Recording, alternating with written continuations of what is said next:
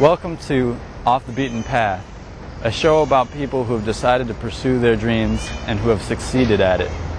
My name is Tommy Morimoto, and as a young musician, I find speaking to these people very inspiring, and I would like to share that experience with you.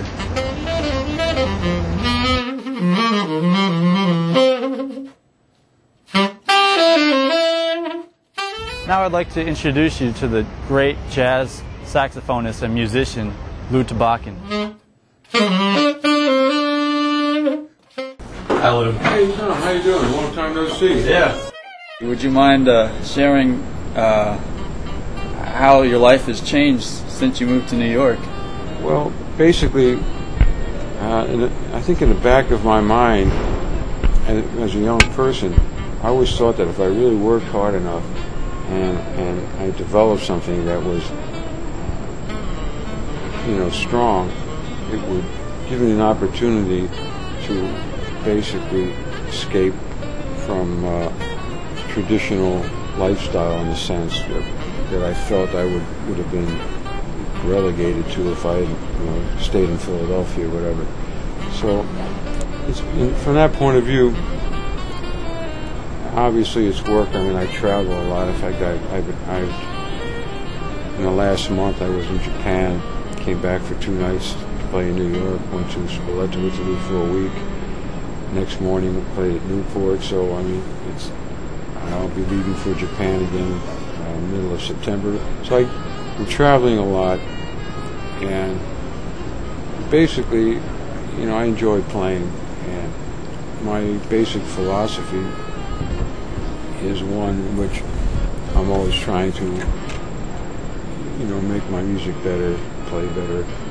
I believe in the philosophy of becoming, that you're not a musician, you're becoming a musician.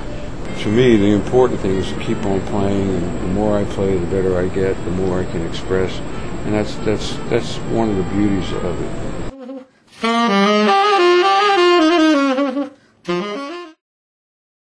Now we're here to see the great guitarist, my friend Gene Bertoncini.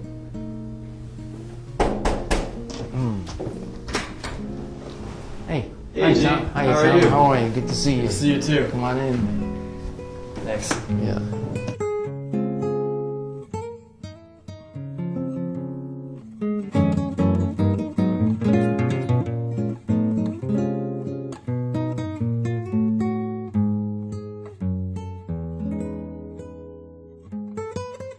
Was there ever a point in time where other people didn't agree with your choice, such as your parents or?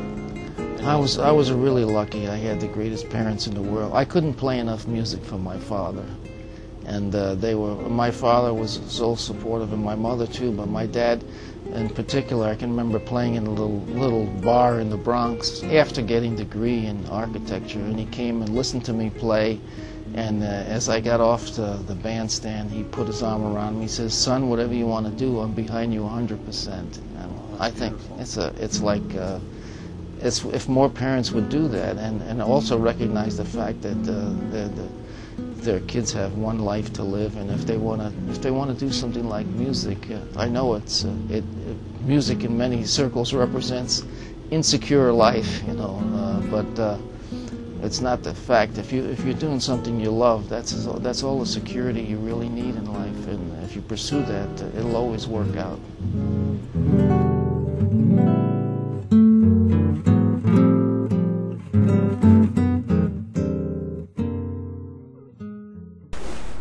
Hello, this is the great musician and great alto saxophonist Lee Konitz.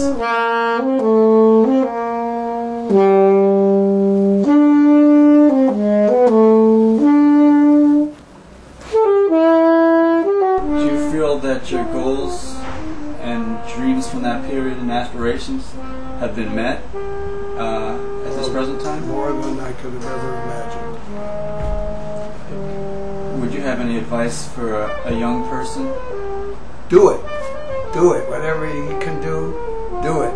Did you ever have any pressure from parents to choose a career path other than music? They never talked about being a doctor or a lawyer. They were delighted that I was already earning pennies when I was was in my teens. My parents encouraged me. They all encouraged me, but they didn't really know what I had in mind. Just were pleased that I found something that I like to do.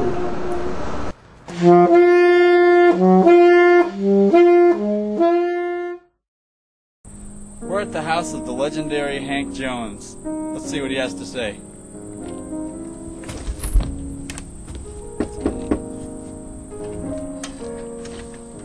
Hey, Mr. Jones. Hi, Tommy, how are you? Good to see you. I was looking forward to seeing you. Oh, thank you. Come on in.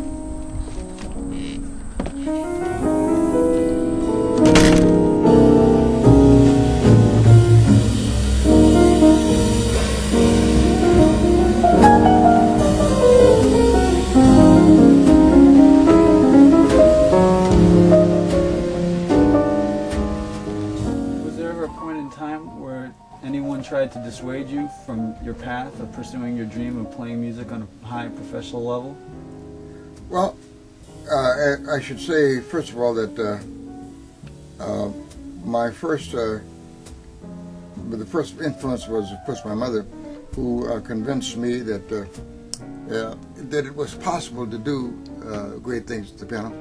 I never envisioned myself playing at the professional level at first, because there are many steps before you reach that level. But nobody, to my knowledge, nobody ever tried to dissuade me from doing that. As a matter of fact, a lot of people encouraged me, you know, because maybe they saw possibilities that I didn't see, you know. I always had doubts about myself, but I was encouraged by many people, and I never at any time did I ever consider the possibility of taking an 8 to 4 job. Not that there is anything wrong with that. It's just that my sights were set on higher levels. My mother sort of opened the gates for me. She made me realize that a lot of greater things were possible. So I never considered doing anything else, really.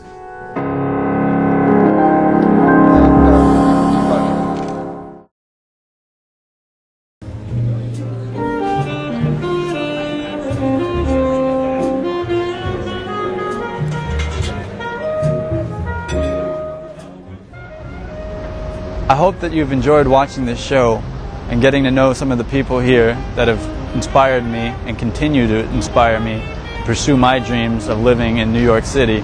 And I also hope that by watching this show, it'll inspire you to pursue your dreams.